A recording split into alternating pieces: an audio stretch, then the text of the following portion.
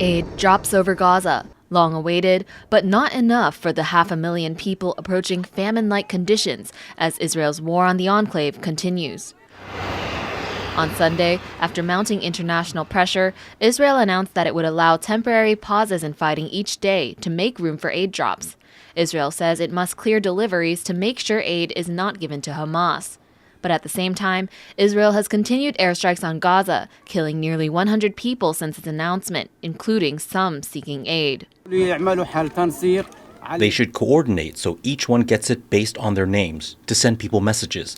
That way, no one gets hurt and people get the aid in a safe way and with respect instead of us going and getting humiliated. Why should we go to the aid and get humiliated? Why? This is humiliation also.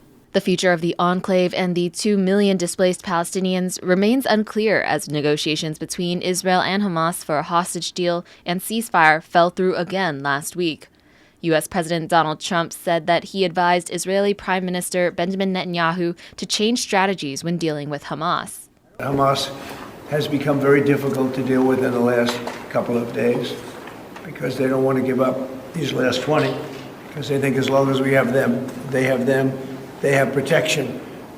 But I don't think it can work that way. So I'm speaking to Bibi Netanyahu, and we are coming up with various plans. At the same meeting, Trump also said that the U.S. would spend more on food aid to Gaza, seeming to contradict Netanyahu's claims that there is no starvation in the enclave.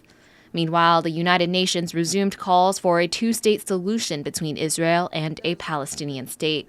We must work on the ways and means to go from the end of the war in Gaza to the end of the Israeli-Palestinian conflict at a time when this war is jeopardizing the stability and security of the entire region. The U.S. and Israeli representatives to the UN boycotted that meeting. With Israel's biggest ally standing by its side despite humanitarian concerns and ceasefire negotiations repeatedly falling through, an end to the war seems far away. And as the death toll in Gaza approaches 60,000 nearly 2 years in, it's unclear how much more the people of Gaza can endure. Devin, Tsai, and Tiffany Wong for TaiwanPlus.